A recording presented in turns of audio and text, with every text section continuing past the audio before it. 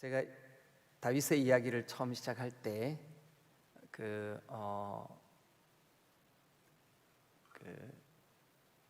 성경에서 기록된 인물 가운데 가장 많이 기록된 그분이 바로 다윗이라고 그렇게 제가 말씀을 드렸었습니다. 그래서 이 사무엘 상하 성경 전체가 주제가 다윗이라고 말씀을 드렸습니다. 근데 이 다윗 이야기가 나중에 역대기에 또 나와요. 근데 어떤 경우는 똑같은 이야기가 똑같이 나와요. 그거를 뭐라 그러냐 하면 병행구절이라 그럽니다. 병행구절. 그러니까 우리 복음서에도 그렇잖아요. 마태복음의 이야기가 마가복음에 또 나오고, 마가복음의 이야기가 누가복음에 또 나오고, 그죠? 이걸 병행구절이라 그래요. 그런데 어쨌든 다윗의 이야기가 병행구절로 또 한 번 나와요. 구약에는 대표적인 병행구절이 히스기야 이야기, 또 이 다윗 이야기 이런 거. 근데 이 다윗 이야기가 나중에 역대기에 나와요. 그때 또 한 번 여러분들과 같이 요 다윗의 길. 그래, 어제 제가 다윗의 길과 여로보암의 길 정리해 드렸는데 여러분 좀 기억하시고, 오늘은 이제 24장 마지막입니다. 여러분 이제 이 다윗 이야기가 대하 드라마의 막을 내리는 마지막 장이니까 오늘 좀 거창한 이야기가 24장에 기록되어 있겠구나, 그런 기대감이 있죠, 그죠? 근데 우리 양옆에 인사 한번 할까 했어요? 했어요? 전 안 한 줄 알고. 여러분들도 나이 들어보세요.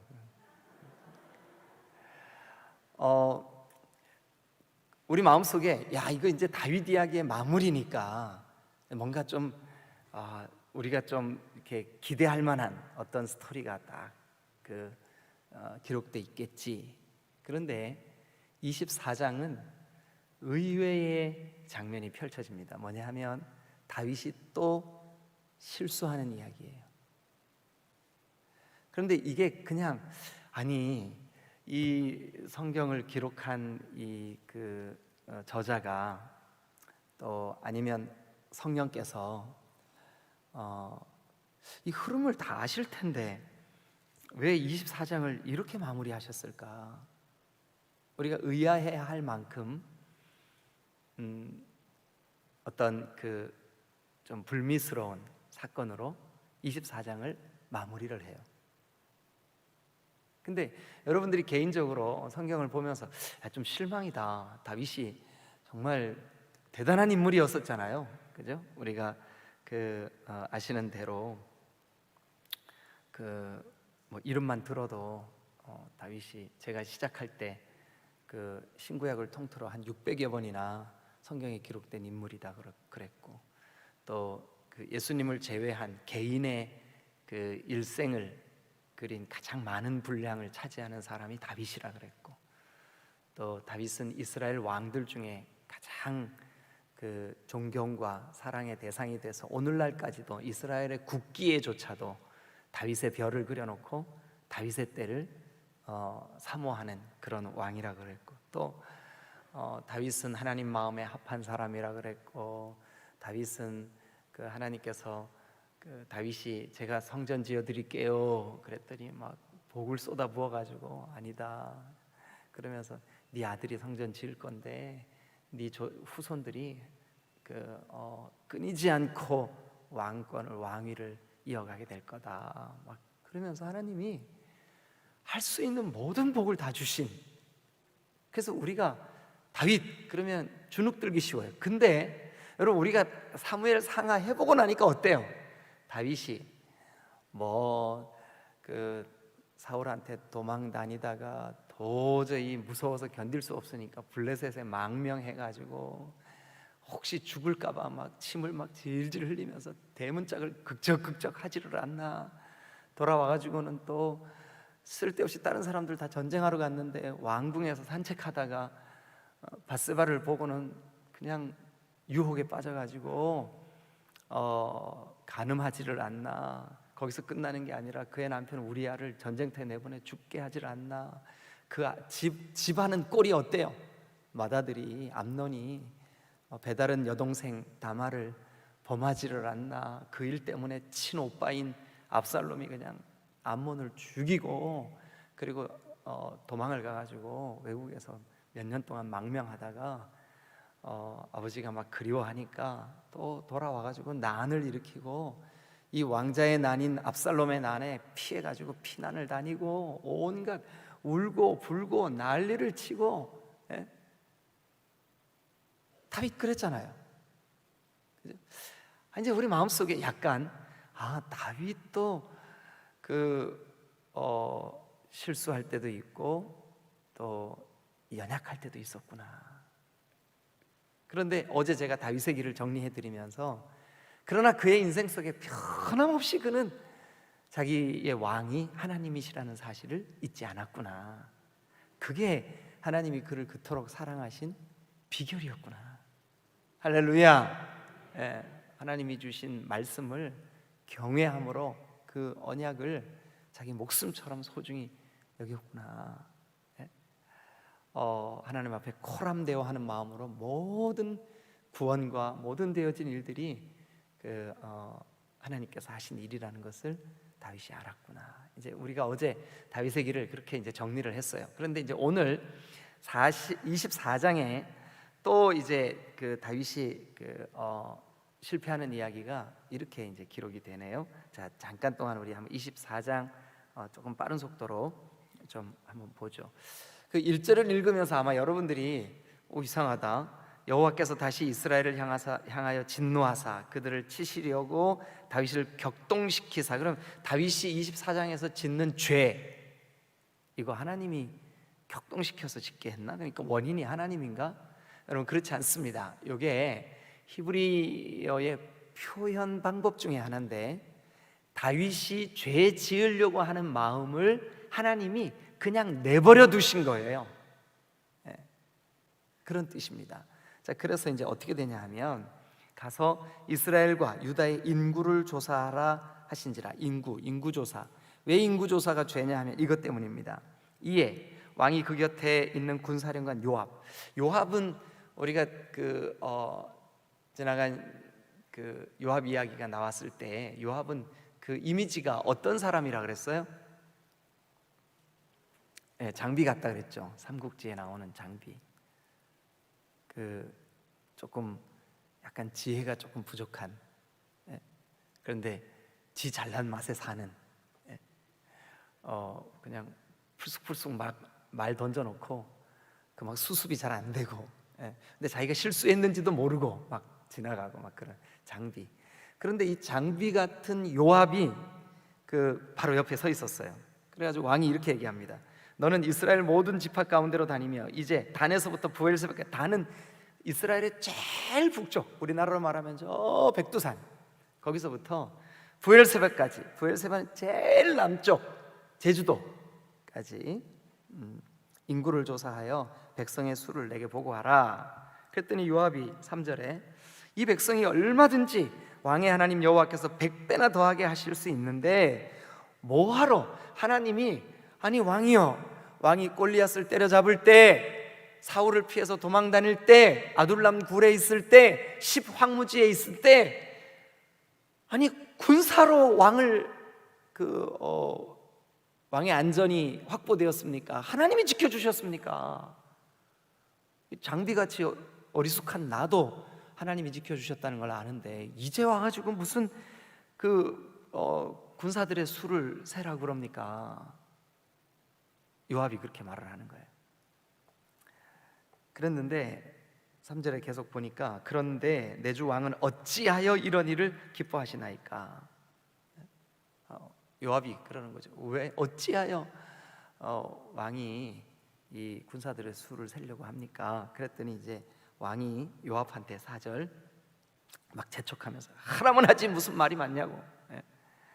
거기 성경에 그렇게 돼 있죠. 하라면 하지 왜 그렇게 말이 많은고.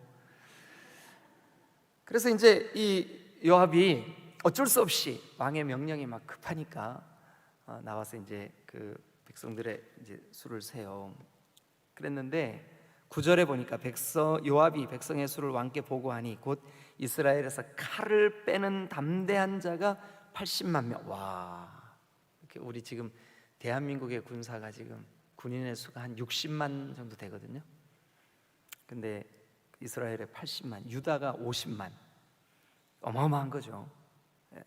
이런 이 수가 이제 군인이 이거 내가 내 군사력이 내 힘이 꽤 센데라고 생각을 딱 하는 순간 다윗의 마음에 아니지, 내가 왜 내 힘을 의지하지? 내가 왜 군인들의 수를 의지하지? 전에 내가 정말 고통스럽게 블레셋에 망명돼 있을 때 이스라엘과 전쟁이 일어나서 겨우 전쟁을 피하고 집으로 돌아와 봤더니 자기 아내와 아이들이 다 포로로 끌려가고 그 적군들을 이제 따라잡아서 빼앗겼던 이 모든 것들을 되찾아오려고 할 때 가다가 애굽 소년 군인 하나 나고병 있었잖아요. 기억나세요? 예. 근데 그 소년이 며칠을 굶고 막 힘들어하고, 그래서 다윗이 어떻게 했어요? 그 소년 때문에 전체 군인들을 멈추고 600명이나 되는 군사들을 멈추고 그를 기운을 북돋았어요. 먹을 거를 주고 옷을 갈아입혀주고 씻겨주고,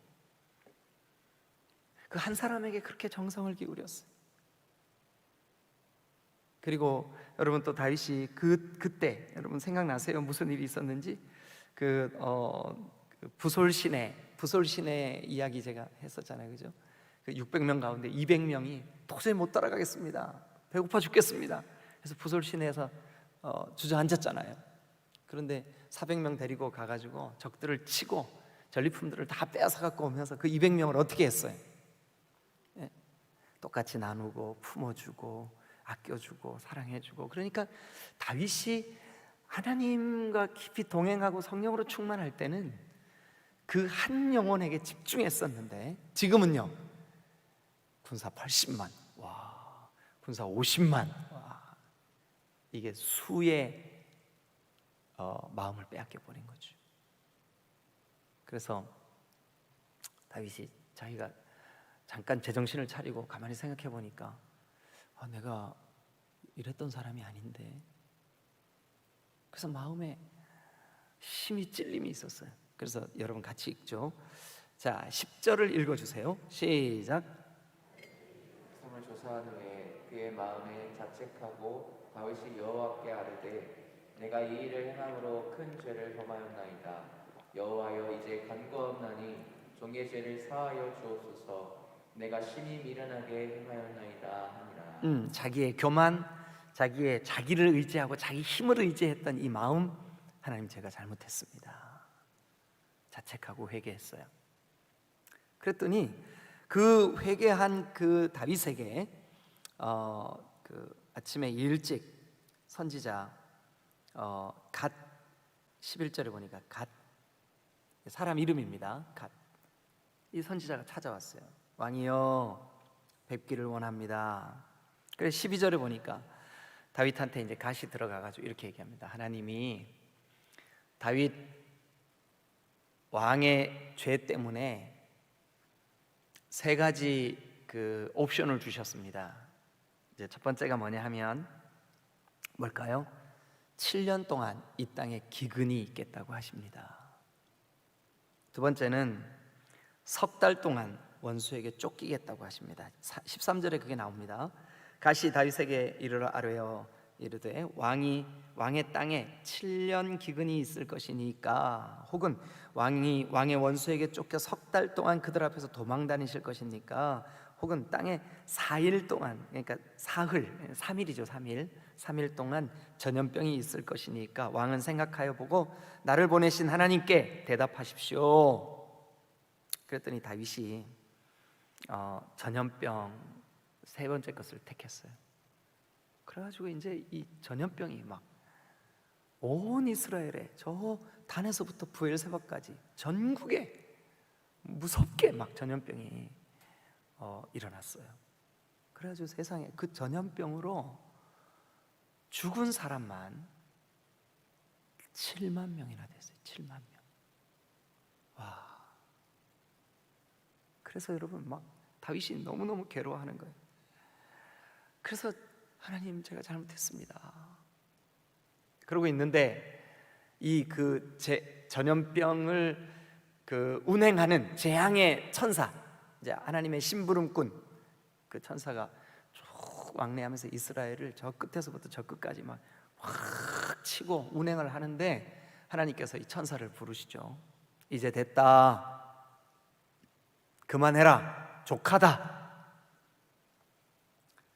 자, 그래서 이제 그 16절 여러분 읽어보세요. 시작.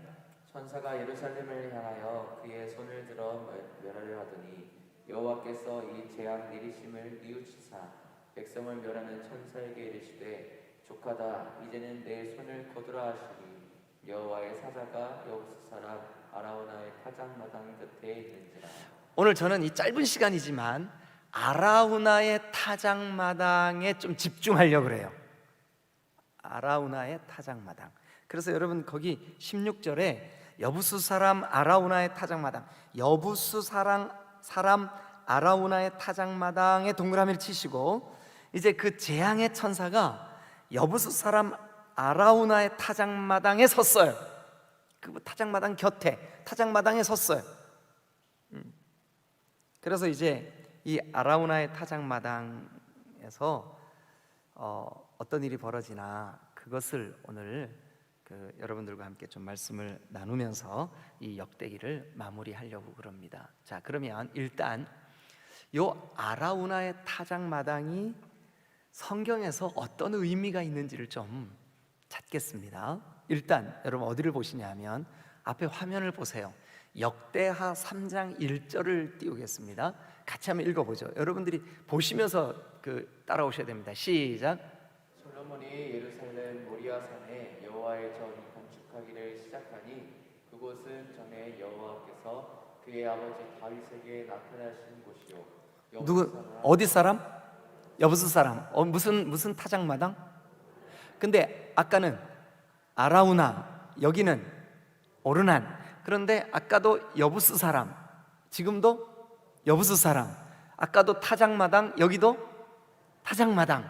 그런데 이 오르난의 타작마당과 아라우나의 타작마당은 똑같은 곳이에요. 똑같은 곳이에요. 대전, 다른 이름으로 뭐라 그래요? 한밭. 똑같은 거예요.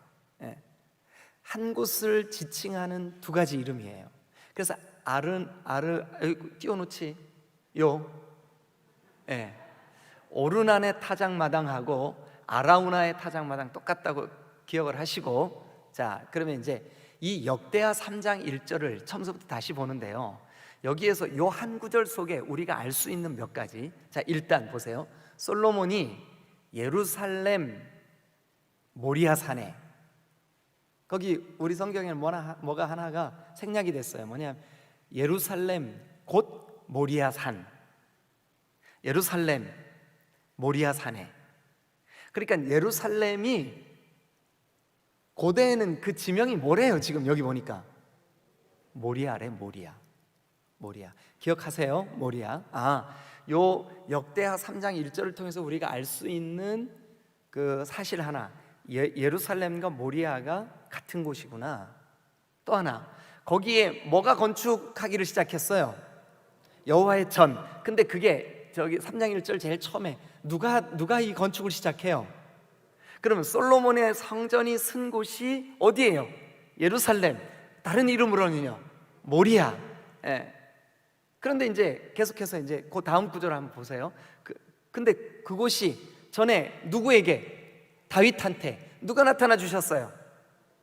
그의 아버지 다윗에게 이 천사가 나타났던, 구체적으로 말씀드리면 하나님의 명령이 나타났던, 하나님께서 다윗에게 임재해 주셨던. 근데 그곳 이름이 뭐래요? 여부수 사람 무슨 마당? 오르난의 타작마당. 그럼 이제 한번 정리해 볼게요. 솔로몬 성전이 아라우나 곧 오르난의 타작마당에 건축됐구나. 그리고 거기가 곧 예루살렘이구나. 근데 거기가 모리아구나. 이게 같은 거구나. 자, 근데 이제 성경을 한 것 더 보죠. 창세기 22장을 한번 가보겠습니다. 창세기 22장 1절. 자, 앞에 화면 보고 우리 성동인 전사님하고 여러분들도 같이 읽어주세요. 시작.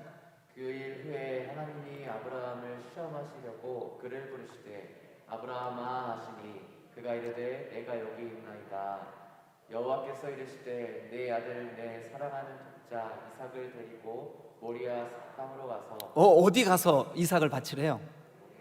이삭이 그 아브라함의 아들인데 아무 죄 없이 죽임을 당해요. 그런데 하나님께서 아브라함이 칼을 들어 이삭을 그 제단에서 제물로 잡으려고 하는데 아브라함아 아브라함아 멈춰라. 네가 나를 사랑하는 줄 내가 이제야 알겠다. 그런데 이미 하나님은 거기에서 뭐를 준비해 놓으셨을까요? 이삭을 대신할 제물을 준비해 놓으셨어요. 네? 그래서 하나님의 이름을 아브라함이 거기서 하나님은 이런 하나님이시군요 하고 하나님의 이름을 올려드려요. 그 이름이 뭐예요?